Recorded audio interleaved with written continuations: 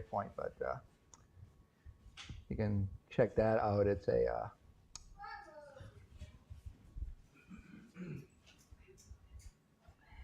oh gosh, I can't find it. Oh, he's already starting off rough.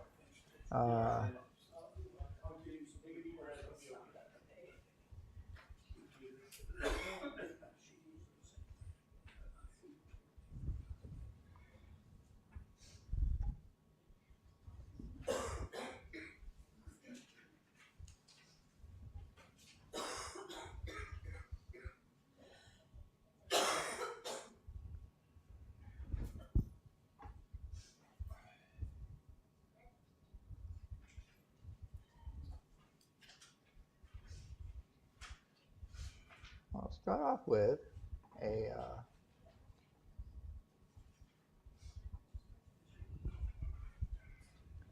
article. That article you see there, and I showed it to you last week. It's basically that, and it's about 2 years old now, but there's actually rabbis in Israel actually talking about that they are in contact with the Messiah, but he's not ready to reveal himself yet. And which brings up an interesting fact of the period of time we're in, is that of what Israel is actually looking for in their Messiah. And that's kind of what I'm leaning today towards this lesson, is that it always was kind of fascinating to me that that they didn't understand that Jesus was the Messiah.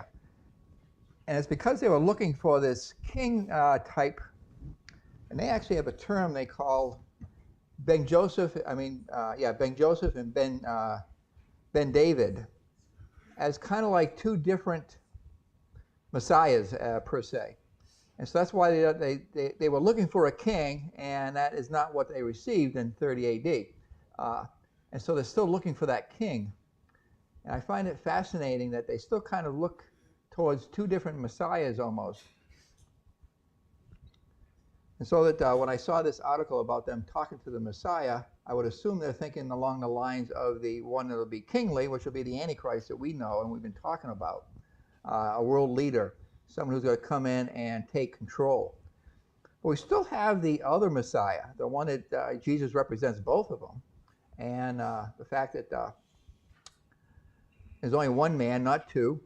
But as I was studying this, I realized that the false prophet fits into this picture also. And he would be the religious side of things, having to do with, and this could be what the Jewish nation actually sees as their religious Messiah. And I never really gave it a lot of thought before until I started really studying this false prophet. Because you hear these terms like the unholy trinity and things of that nature. But there weren't two human beings involved with how we see the Trinity. There's God the Father and God the Son, which is the only one that became human flesh, and then the Holy Spirit. But they're actually looking, and they're going to be presented with two human beings that represent political and religious power. And so I kind of think that's what they believe the Messiah is actually two different individuals. So when I was reading some of this stuff, so I thought I'd spend a little time here talking about the false prophet, because we haven't talked about him yet. Let me just read through the beginning parts of the false prophet here. It's in Revelation 13. I'm just going to read the first portion. It's pretty much the second half of the Revelation 13 talks about him. But we're going to talk more about him when we get to the midway point. So I'm just going to introduce him here in the first few verses. And I beheld another beast coming up out of the earth, and he had two horns like a lamb, and he spake as a dragon. And he exercised all the power of the first beast before him, and caused the earth and them that which dwell therein to worship the first beast, whose deadly wound was healed. That part with the deadly wound we'll talk about when we get more towards the midway point. And he goeth and he doeth great wonders, so that he make fires coming down from heaven on the earth in the sight of men. And he deceiveth them that dwell on the earth by the means of those miracles which he hath power to do in the sight of the beast, saying to them that dwell on the earth, that they should make an image to the beast which had this wound by the sword and did live. And again, some of those other latter parts of that verse will happen, I believe, more towards the midway point when the abomination of desolation happens. This is the false prophet, and let's take a look at some other things about him as we take a look at those verses. So we have the beast in Revelation 13, the first part of it, verses 1 through 10. The first beast is the political leader. It's the Antichrist. It's the one we've been talking about up to this point. He's the first horse rider, and he's the one most people are looking for because he's going to set up a world kingdom. He is going to sign a covenant with the Jewish nation to protect them. The second beast, better known as the false prophet, and we just read his introduction there in chapter 13. So let's take a look at these verses again. Going back to verse 11. And I beheld another beast coming up out of the earth. So let's kind of break down this verse a little bit. Up out of the earth. Unlike the first beast, which came up out of the sea, this one comes up out of the earth. And earth is translated in Greek to G-E. I'm probably not pronouncing it correctly. Which does mean the earth, but also a region or part of the globe. So this can equate to a region like the Roman Empire, as we get this prophecy in Daniel 2, 40 through 43. And I thought I put it in here. Oh, and first I wanted to mention, before I get to that part, I also wanted to mention the beast itself. Beast here is not the gentle kind of beast you see like, you'll notice in Revelation 5:11. Why are my verses out of order? Everything's not working today. I beheld and I heard the voice of many angels round about the throne, and the beast and the elders, and the number of them was 10,000 times 10,000, and thousands of thousands. These are the beasts we saw in heaven during the opening phases of when we get there. That word beast there actually is a zoological term, and it usually means for a living thing can be another way of translating it. And so it's considered to be somewhat tame. It's not a wild beast. It's not ferocious. Well, when we get to this particular beast we're talking about here in Revelation 13, it's called a theron, or a dangerous wild beast, is what we have here. So in the Greek, it's T-H-E-R-I-O-N. And look at some other places we see this particular use of the word. Matthew 7:15. Oh, no, this is talking more about the fact of who this person is. Beware of false prophets, which they come to you in sheep's clothing, but inwardly they are raving wolves. That's Jesus himself saying that. Then Romans 16:18. But they that which serve not our Lord Jesus Christ, but their own belly, and by good works and fair speeches deceive the hearts of the simple. Some characteristics of this false prophet. In 2 Corinthians 11:13 through 15. For such are false apostles, deceitful workers, transferring themselves into apostles of Christ. And no marvel, for Satan himself is transformed into an angel of light. Therefore, it is no great thing if the ministers also be transformed as the ministers of righteousness, whose end shall be according to their works. So now back to out of the earth. The general idea of what this false prophet will be is what Jesus spoke about in in 3 of the Gospels when he gave the Olivet Discourse. And not to be deceived by them. And again, a lot of this is talking about the tribulation period, or we'd like to call it Daniel's 70th week. So we won't be here, but it's important for I think for us to understand, for those that we're talking to, particularly our people that may be left behind when we're taken away from here.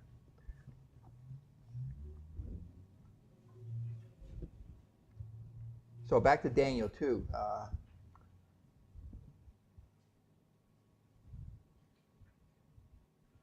So again, looking at that verse again, we talked about the beast, and we're talking now out of the earth. Daniel 2:40 through 43. Now this fourth kingdom shall be as strong as iron, for as much as iron breaketh into pieces and subdueth all things.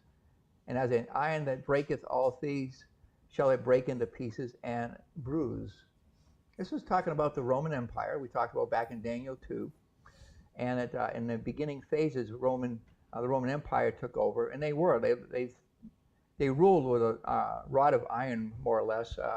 Very domineering kind of a people group. And they never really were taken over, and that's why most people believe that there's a second phase we're going to show here of the Roman Empire.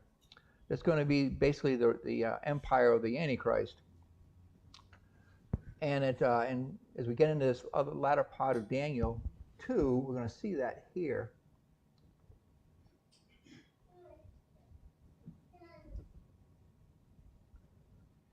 As where thou saw that the feet and toes part of potter's clay and part of iron, the kingdom shall be divided, but there shall be in it of the strength of iron, for as much as thou sawest the iron mixed with miry clay.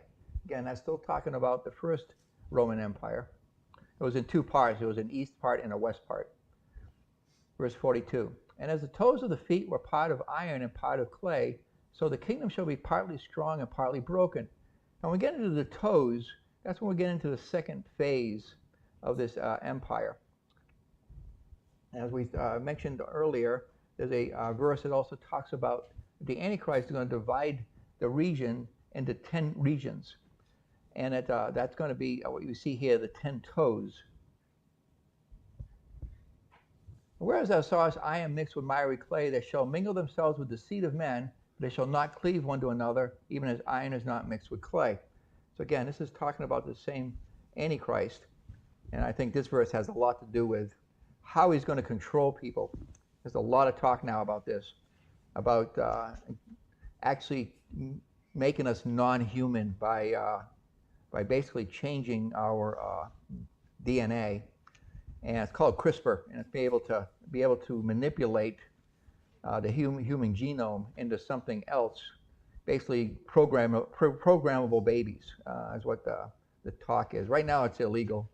But they're trying to pawn it off as something that is good, and like with anything that can be good, like to eliminate bad diseases and eliminate certain traits in people that could cause problems in later life, like maybe even cure cancer and things of that nature. But there's a negative side to that too, is that they can actually manipulate whether you get blonde hair, what your skin color is, what your eye color is. And that's where I think it gets dangerous, because you're messing with God's design, and I don't think that's a wise thing to do. So when you talk about this thing where it says mingling with themselves with the seed of men, but they shall not cleave one to another, I think that's kind of talking about something that is heading in that direction. So Morton, again, that's speculation on my part, and but it's interesting that when you tie a lot of verses together, that it seems like something that happens at the midway point. We may touch base on this a little more when we get there, is that men can't die for some reason. That's kind of weird verse that is starting to make more and more sense when we start talking about artificial intelligence and being able to actually imprint our brain onto a robot, basically. And this is some of the stuff you hear talked about out there. They're investigating if they can figure out how to do that kind of stuff. So back to the false prophet. So that was the out of the earth part. So again, that he's going to come from some kind of a region. Some say the Roman Empire, and others say that he might be Jewish. Can't really say. Most people would think that the Messiah, most Jews today would think that he'd have to be Jewish, but we won't know. And the funny thing about the false prophet is there's no particular timing on when he arrives. We know that he's going to work with the Antichrist, but he may be in the world today. And there's people out there that like to point to certain individuals because they're acting so false prophet-like.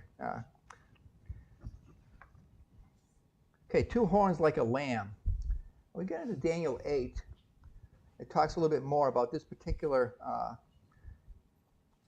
person who Daniel talks about as 2 horns like a lamb in sheep's clothing. Let's just read through this. I'm going to start with Daniel 8:3. I lifted up my eyes and saw and beheld, there stood before the river a ram which had 2 horns. And the 2 horns were high, but one was higher than the other, and the higher came up last.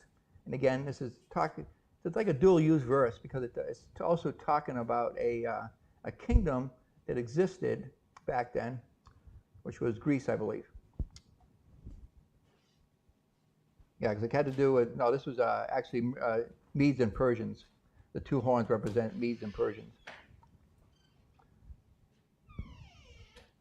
Then jumping down to verse 20 of Daniel 8, the ram which thou sawest have 2 horns are the kings of Mede and Persia. That answers that question. But moving into verses 23 and 24, this is where this kind of shifts to the false prophet. In the latter time of their kingdom, when the transgressors are come to the full, a king of fierce countenance and understanding dark sentences shall stand up. And his power shall be mighty, but not by his own power, and he shall destroy wonderfully, and shall prosper in practice, and shall destroy the mighty and the holy people. I want to point out, too, that you notice it had 2 horns, and that lambs have 2 horns. And it's symbolic of who Jesus was as the 2 horns, as being a lamb, the Lamb of God. But also that this particular false prophet is going to try to copy some of the things that the Messiah would be. And so that's where we get this idea of the 2 horns. He'll look like a lamb. He'll come in like a really mild-mannered person, very loving kind of a person. But he's got sheep's clothing on. Verse 25. And though his policies also, And though his policy also, he shall cause craft to prosper in his hand, shall magnify himself in his heart, and by peace shall destroy many. He shall also stand up against the prince of princes, but he shall be broken without hand. That's another future prophecy, that at some point the Antichrist is actually going to eliminate him. And that's what that verse is basically saying, that it's going to turn from this false prophet who tries to bring all the world religions together to be kind of like a combination of all religions so that we can be at peace with one another and not really pay much attention to the Bible per se, but that trying to make this this religion that everybody is happy with. And that's what this false prophet is going to do. But at the midway point, the Antichrist is going to actually want to be worshipped himself once Satan enters him. And that's when he eliminates the false prophet because he wants everybody to worship him. That's kind of like the overall plan. Daniel 8:26. And the vision of this evening and the morning which was told is true. Wherefore shut up thou vision, for it shall be for many days.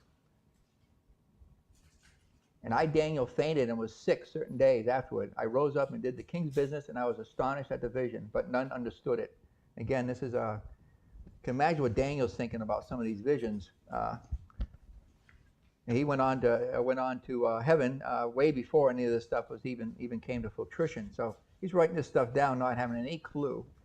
But he knew that whatever this was really bad, and that's why this last verse, he just basically was sick from what he saw, and probably thinking about his own Jewish nation in the future.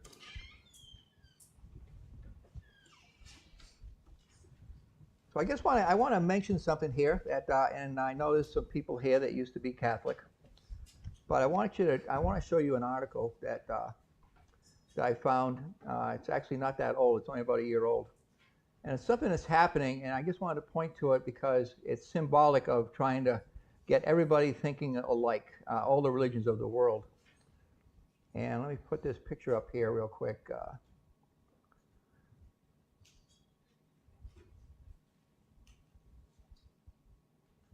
This actually happened at a summit they had, I think it was last October or November.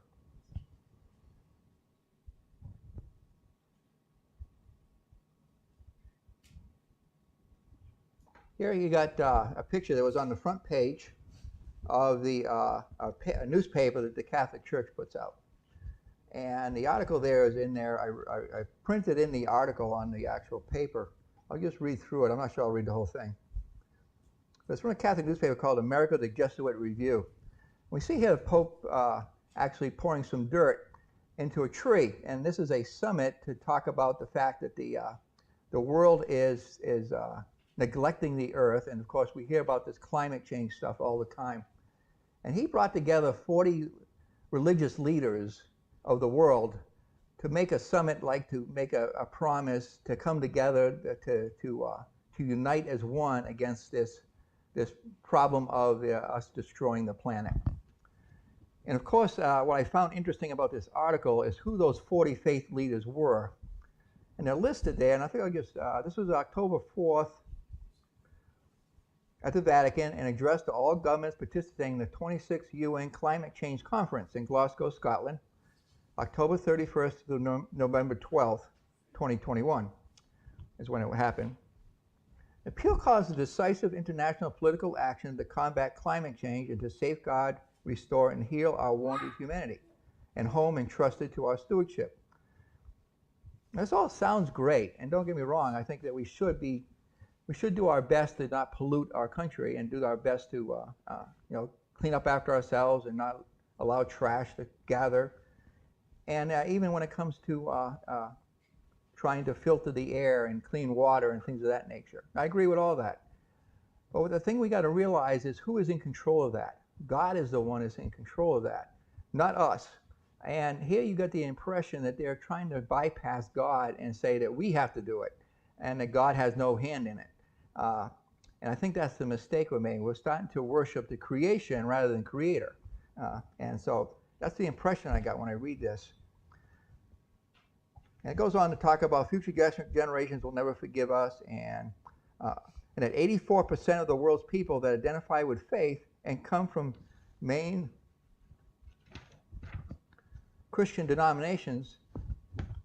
Now, interesting who the list of churches that are here, and you notice the one that's missing. That's the one I really noticed. The two main branches of Islam, Sunni and Shiite, Judaism, Hinduism, Sikhism, Buddhism, Confucianism, Taoism, whatever that Z word is, Jainism.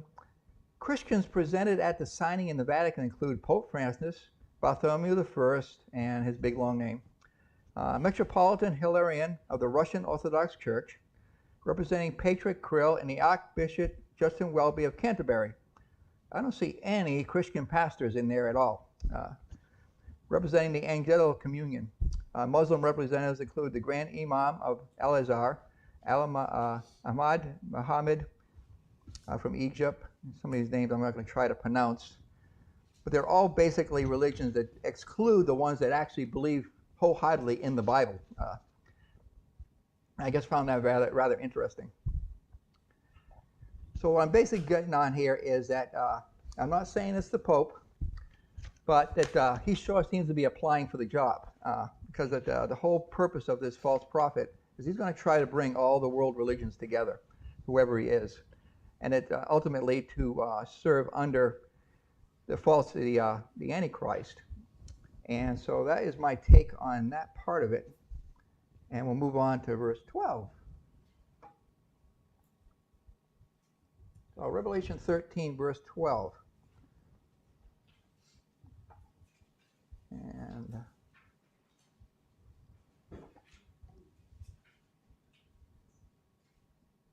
don't really have any other pictures, so I guess the other person, the other entities that are rather interesting, talking about groups. I've had them up there before. Is these gentlemen here too? Another interesting coalition of gentlemen who are trying to come together. I'll just put this picture up here. Our timeline, and we are somewhere in right about here. If you can see that, I don't know if you can see that or not. It's about under the T of the tribulation is where I think we're at. So we're heading towards the midway point. and just approaching the fourth seal. So we'll talk about that next week. So let's finish up the Antichrist, the false prophet here. And he exercises all power of the first beast before him, and causes the earth and them which dwell therein to worship the first beast, whose deadly wound was healed. Again, the whole deadly wound thing, I think, happens around the midpoint. And so it's when at that point is when I think that the Antichrist will actually gain worldwide recognition as a leader. And that's more towards the midpoint than it is right now. Right now, he's still kind of working his way up. He's trying to gain popularity. He signed that covenant with Israel, but he's not really worldwide accepted yet.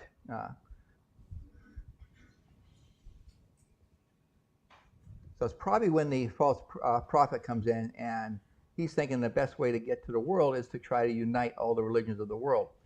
But again, that list is kind of fascinating because those are probably all the religions that won't be in the rapture. So it'll probably be all the ones that are left. And I apologize to anyone from the Catholic background. I know that there's a lot of great people out there who follow that faith-based. I just have my concerns about the leadership of the church, not the people. So Genesis 13, back to verse 12. So he exercises power over the first beast before him, and causes the earth and them which dwell therein to worship the first beast, whose deadly wound was healed. Now, Genesis 13, 1 through 3, I'm going to touch base on that. Not Genesis. Revelation 13, 1 through 3. I put the wrong one in the notes. Whose power is backed by Satan. Here we reference the dragon, and that's why I'm bringing these verses in, is who is actually backing all this power. And I stood upon the sand of the sea and saw a beast rise up out of the sea, having 7 heads and 10 horns, and upon his horns 10 crowns, and upon his heads the name of blasphemy. And you notice here it says, it talked about a beast rising up out of the sea, like I mentioned. Sea to the early people of they saw the sea as a dangerous place, that things that came up out of the sea were typically dangerous, like the storms and things of that nature that destroyed ships. So coming out of the sea gives more of a symbolic nature of evil, and that evil comes out of the sea. Great symbology here for this particular verse. And the beast which I saw was like unto a leopard, and his feet were as the feet of a bear, and the mouth as the mouth of a lion. And the dragon, that's the term I'm trying to get to here, gave him his power and his seat and great authority. Whenever you see dragon, particularly in Revelation and also Daniel, you're always talking about Satan himself. And I just want to show you, and I want to show you how we know that. We see this correlation in many verses, but one I particularly like is in Revelation 12. Let me just finish Revelation 13 here, verse 3. I saw one of his heads, as it were, wounded to death, and his deadly wound was healed, and all the world wondered after the beast. So again, that same wound. Going to Revelation 12, this chapter is a fascinating chapter. I really studied a lot in this chapter because a lot of controversy over some of the things it says in there. But I just wanted to show a few verses here on who this beast is and who the dragon is. There appeared another wonder in heaven, and behold, a great red dragon, having 7 heads and 10 horns, and 7 crowns upon his head. Now, jumping down to verse 7. And there was war in heaven. Michael and his angels fought against the dragon, and the dragon fought and his angels. And then jumping to verse 9. And the great dragon was cast out the old serpent called the devil and Satan. That's where it shows us exactly who the dragon is. Which deceiveth the whole world. He was cast out into the earth, and his angels were cast out with him. This is talking about, I believe, at the midway point. This is when Satan actually will embody the Antichrist, and when things get really, really bad. And we'll talk a lot about the midway point when we get there. This passage, moving on to verse 13 of Revelation 13. And he doth great wonders, so that he maketh fire come down from heaven on the earth in sight of men. This reminded me when we see Jesus warn us of this power in Matthew 24:24. And we see a similar time the Lord used the same power in Numbers. So let's look at those passages.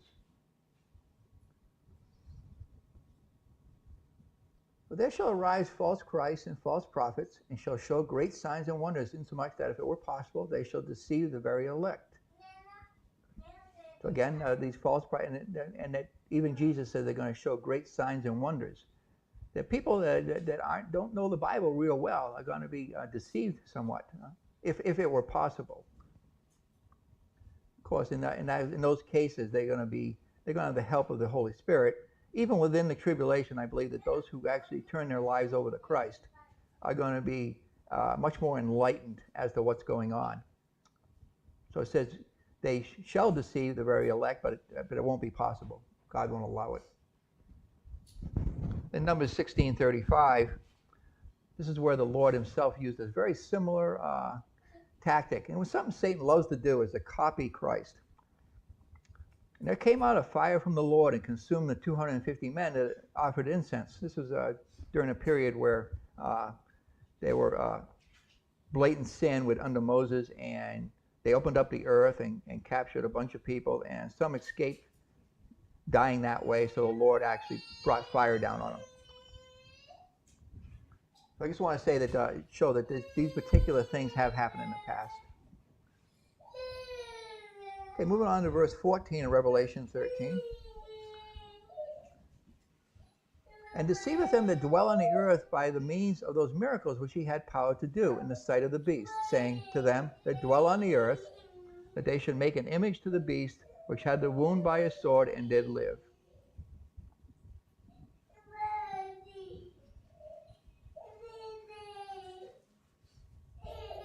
Now, the first beast here will have power to give the second beast. It reminds me of two others who had the power of Satan, which could mimic certain powers of God. And that's what we see here.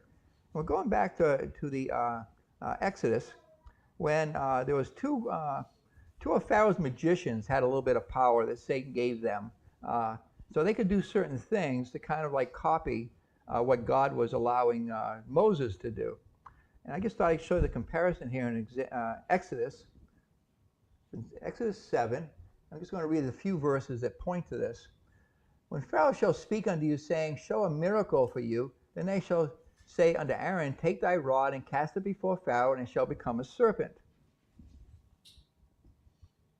And Moses and Aaron went unto Pharaoh, and they did so as the Lord had commanded. And Aaron cast down his rod before Pharaoh and before his servants, and it became a serpent. And Pharaoh also called the wise men, the sorcerers, and now the magicians of Egypt. And they also did in like manner with their enchantments. So you can see here that they actually did the exact same thing, but the best part is right here in verse 12. For they cast down every man his rod, and they became serpents, but Aaron's rod swallowed up their rods. That must have been a little embarrassing for the magicians. And down to verse 20 and through 22. And Moses and Aaron did so as the Lord commanded, and he lifted up the rod and smote the waters that were in the river in the sight of Pharaoh, and in the sight of his servants. This is another time.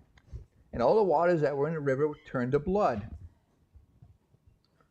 And the fish died, and the river stank, and the Egyptians could not drink of the water of the river. And there was blood throughout all the land of Egypt. Well, here in verse 22, the magicians also were able to do it. As the magicians of evil did so with their enchantments, and Pharaoh's heart was hardened, neither did he hearken unto them, as the Lord had said. So you can see here that a few times that Satan's power was given to certain people, that they were able to do similar things, until we get to the lice. Interesting enough, when we get to chapter 8, verse 17 and 18 of Exodus, there was one more of the plagues that Moses brought, and they did so, for Aaron stretched out his hand with his rod and smote the dust of the earth, and it became lice in men and in beasts, and all the dust of the land became lice throughout all the land of Egypt. And the magicians did so with their enchantments to bring forth lice, but they could not. So they were lice upon man and upon beast. So there is a cutoff to a certain extent. So also when we get to this famous wound of the statue, and the statue, when we get to the midpoint, as I believe is the time frame when this happens, that you're going to see the two witnesses have the power of God, and they're going to be able to do certain things.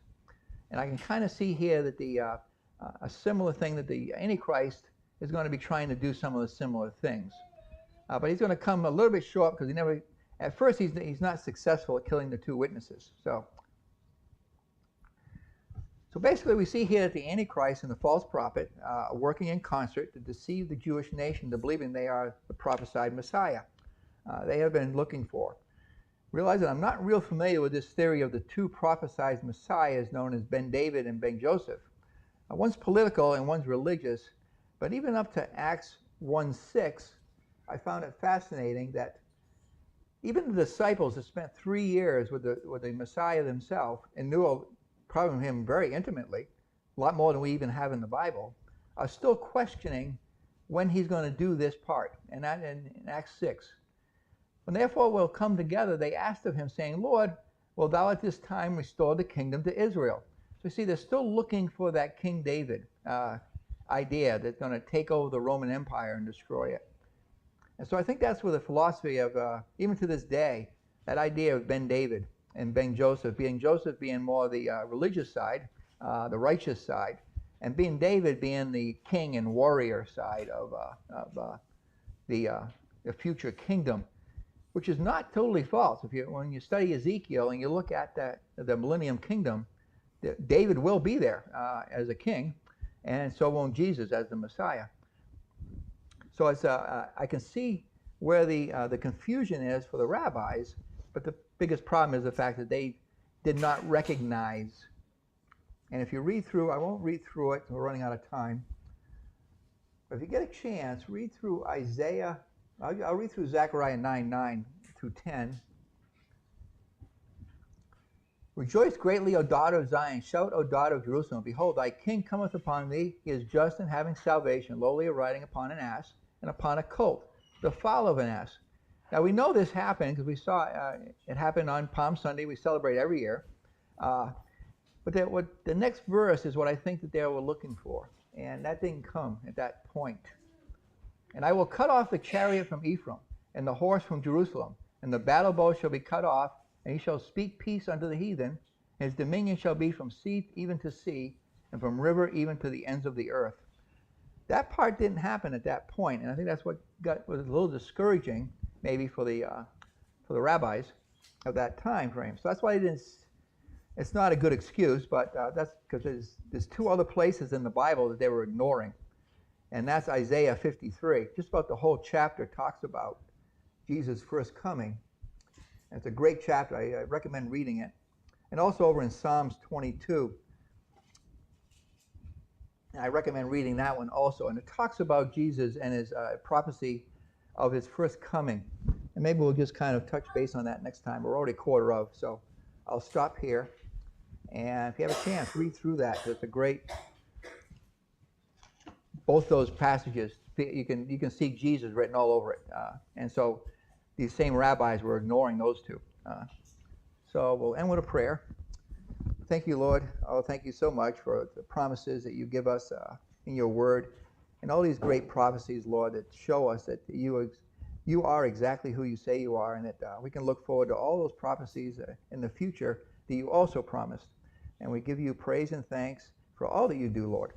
In Jesus' precious name I pray. And all the people said, Amen.